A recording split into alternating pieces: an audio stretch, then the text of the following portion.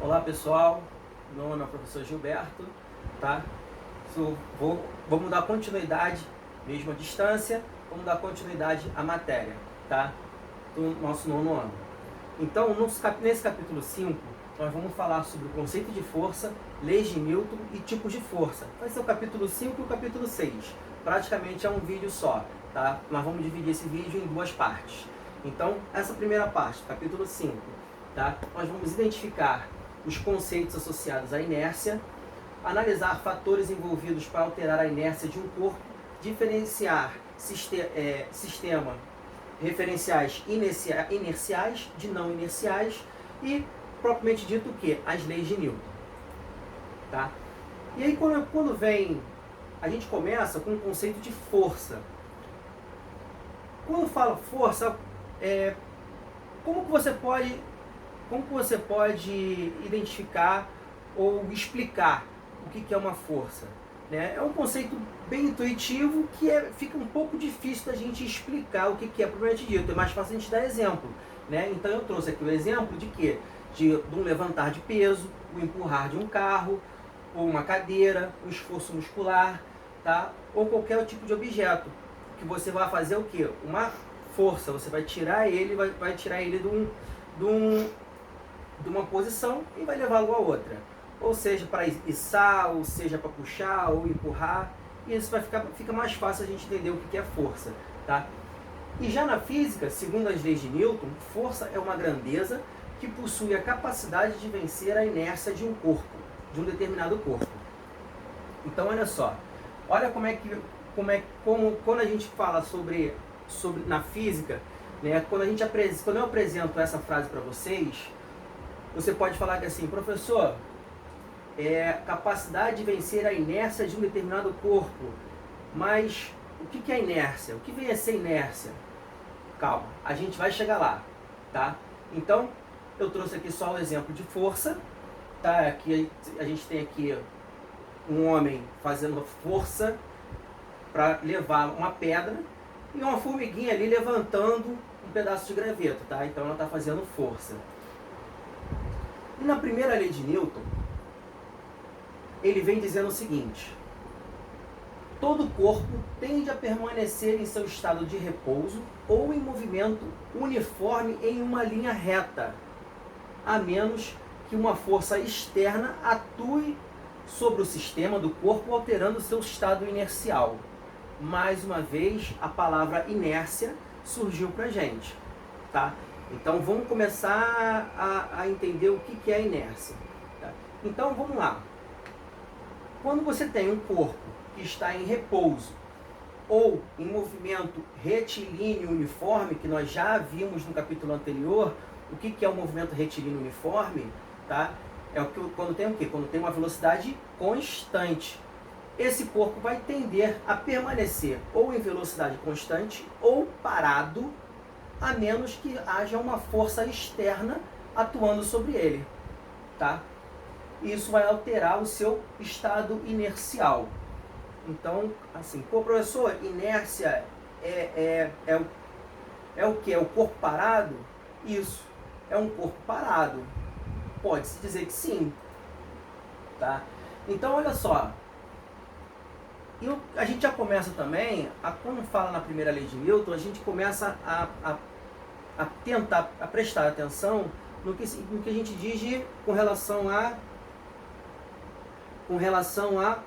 um referencial inercial. Por quê?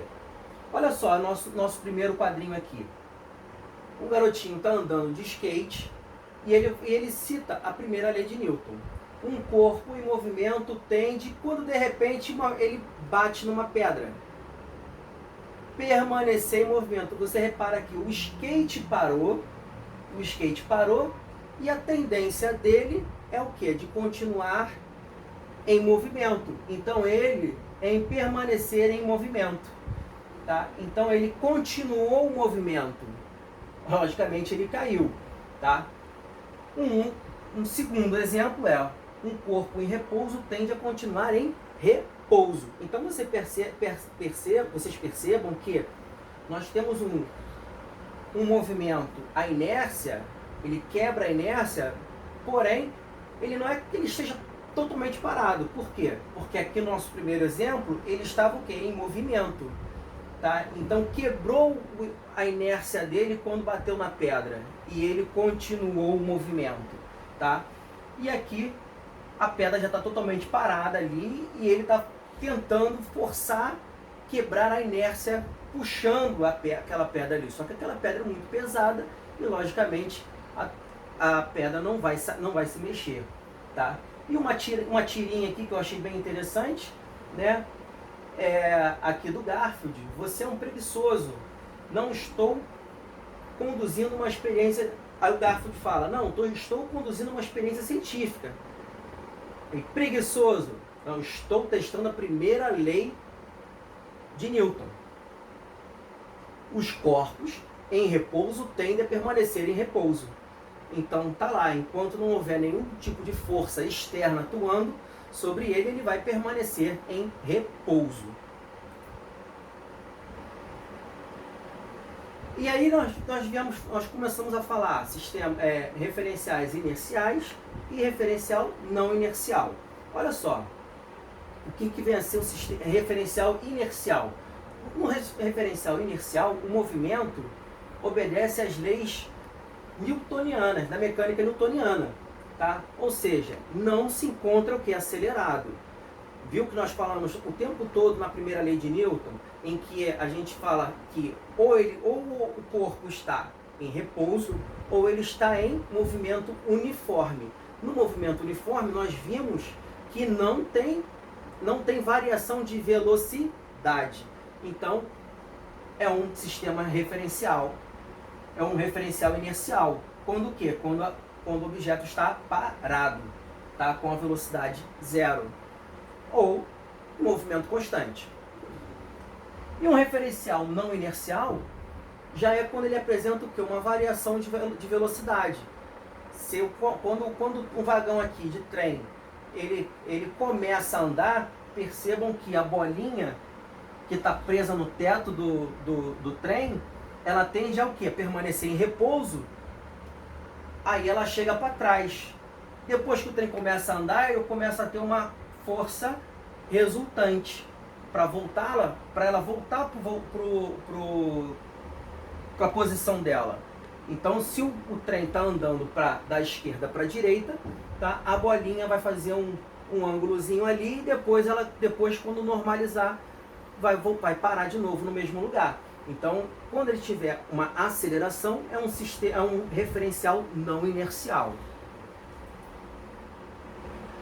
Forças fictícias e referenciais não inerciais girantes. Na apostila de vocês vão ter lá, a gente tem lá como exemplo a força de Coriolis e a força centrífuga. Centrípeta, tá? Desculpa, a força centrífuga já é uma força, é considerada uma força fictícia. Por quê? Porque na verdade a força centrípeta é o quê? Quando você está quando você está numa curva, você está lá dentro do carro, né? E aí seu pai faz uma curva com o carro. Você sente o quê?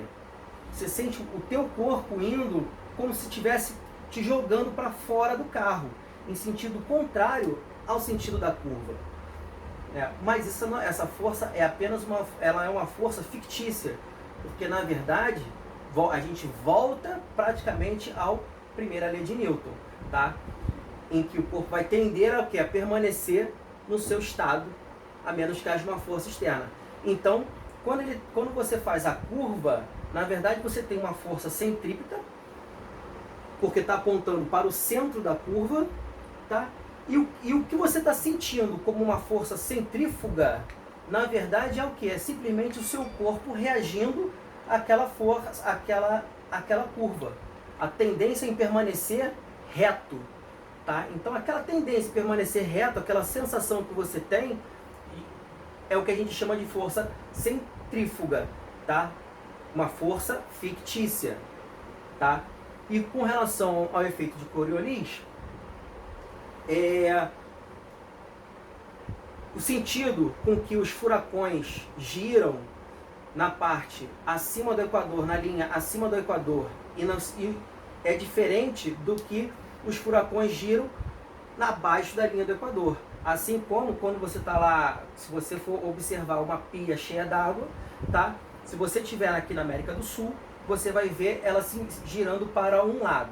Se você estiver na América do Norte, você vai ver aquela água escoando em sentido contrário ao da América do Sul. Professor, e no Equador? No Equador, praticamente, ela não vai girar, ela vai tender a descer igual. Tá? Isso aí a gente chama de força de Coriolis. Eu trouxe até um videozinho que eu achei bem interessante para vocês verem como que acontece com a força de Coriolis. Não sei se vai passar o vídeo. Então olha só, nesse videozinho que eu trouxe para vocês verem melhor, a gente tem ali aquele carrossel, né? E as 4 pessoas aqui, cada uma de uma cor, ela tenta jogar a bola de um lado para o outro, tá? Como se a de amarelo fosse jogar a bola para o de vermelho. E olha o que acontece quando você está num sistema girante. A bola, ela não vai reto. Ela simplesmente vira ela não vai reto, ela vai para o colega do lado. Então, isso que faz a bola fazer essa curva é a força de Coriolis.